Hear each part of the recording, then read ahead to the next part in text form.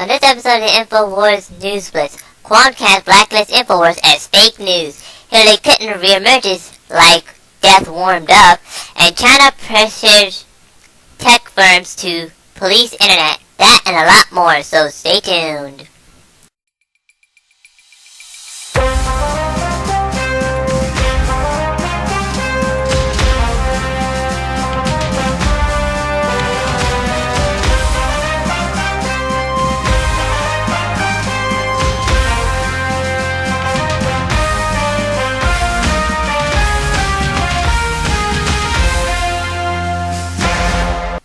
For the week of November the 21st, 2016, this is the first article of the day here, and it's an article written by Paul Watson. The title is called QuantCast Blacklists Infowars as Fake News.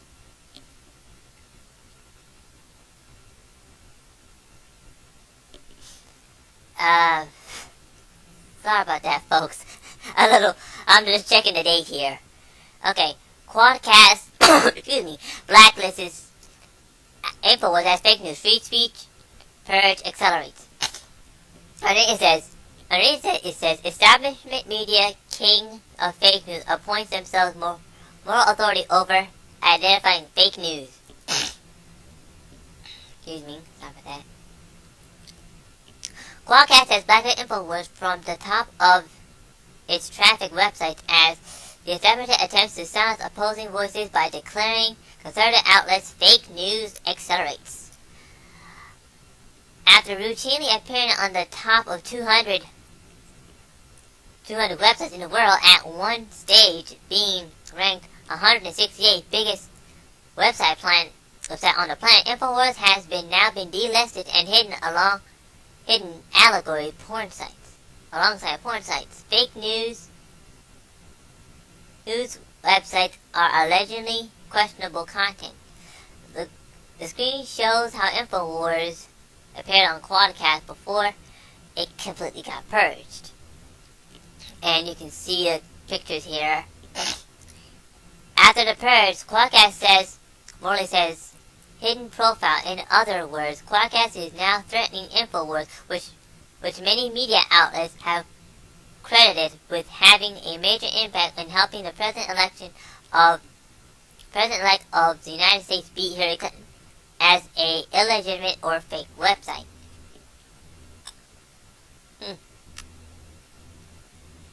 QuantCast's decision to blacklist Infowars condones with a huge and new establishment narrative that it is attempting to have Google, Facebook, and others drown out conservative voices and denouncing any authorized views as fake news. And I'm not going to go into any of the article now, but you can see it here. I mean, look at it. This is kind of serious, folks. They're dropping a hammer, they're really angry, they're really pissed, and we don't know what is actually going on here. I mean, they may delist them all together, if you know what I mean, right? Okay, folks, this is the second article of the day here. And this is an article, excuse me, written by Paul Watson yet again. It is titled, Hillary reemerges looking like death warmed up. Clinton resembles an extra from Dawn of the Dead. I mean, look at that face. God. Hillary Clinton reemerged publicly for the first time since her concession speech, looking like death warmed up. Hardly a rebuttal to the conspiracy theorists who questioned her health throughout the election cycle. Hillary gave a speech at Gallia for Children's Defense Fund, which is somewhat ironic that she once laughed about defending child rapists who knew that she was guilty, because basically she did know she was guilty. And also the woman was also on Infowars. However, some people in the audience might have thought they'd accidentally stumbled into a set of the remaking of Dawn of the Dead, and that Hillary was one of the extras. That's odd given that she has had a week off and spent most of her presidential campaign sleeping in AWOL. Seeing now, I wonder if she was wearing some sort of prosthetics on her face in combination with buckets of paint to make herself appear human, remarked Chris Manahan.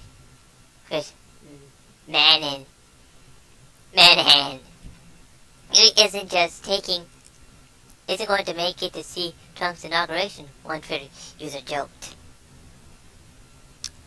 Her dreadful appearance once again validates concerns positioned by the media calling conspiracies throughout her fall campaign that Hillary was in ill health and numbers of falls, stumbles, or other bizarre behavior. Coming here tonight wasn't easy, committed Hillary during the speech. Yes, Hillary must have been difficult to drag herself out of your sick bed. And of course, she threw a massive fit that she wasn't going to fit when they started beating up John Podesta. Well, I think that's what I heard. But we can't be flat-footed. We've already been partying long enough. And we need to keep our eyes open. This woman is still dangerous, and we don't know what the establishment will pull. So we need to be on our guard as much as possible, because we don't know what they're going to pull. But enough about that. This is Last Week Mayhem. It's an article written by... Well, actually, I found this article on the New York Times, and Infowars had to cover it. But the article is on zero censorship. It's called China Presses Tech Firms to Police the Internet. And this is just a small clip of it here.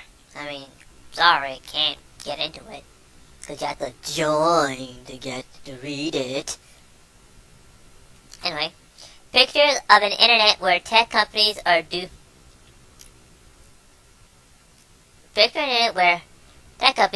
deployed as crime fighters whose censors keep radical views in check and where governments work together to achieve global order in cyberspace.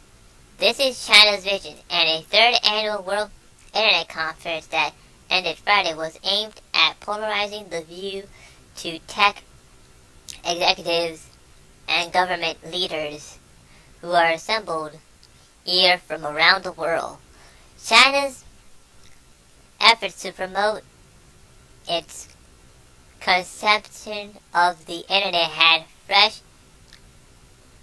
resonance as Western minds now debate whether social media sites should screen out fake news or if smartphone makers should help the police gain access to secrets locked away in the devices of suspected criminals. Oh boy, where have I heard that before? They're going back to fake news. As tech companies wiring their hands over their social responsibility, China represents a clear-cut alternative. Nothing outweighs national security interests, as defined by the country's top leaders. And I'm gonna stop right there, because basically, as I said before, I didn't read the article. Yeah, I know, stupid me. But basically, China's trying to pressure all the tech firms to police the internet, and Zuckerberg just told them basically it's not that easy. Okay? It's not that easy to do it. China's pretty pissed off at Infowars, and they don't want to see or hear any of it. They want to hear the truth. But sooner or later, the truth's gonna come out, and they themselves will be going down the same road that Brexit and America's gonna go down. And trust me, it's a long time coming too, if you know what I mean, folks. But that is the end of the article here, and that's the end of this video here. If you'd like to read more about the article, please go to the link below or go to Infowars.com or PrisonFan.com. You can find hundreds of articles just like this one I have read for you today. This is the Infowars with I'm Info Gundam. I'm a Fiend Rage number 3. Please like, subscribe, and donate. Bye bye.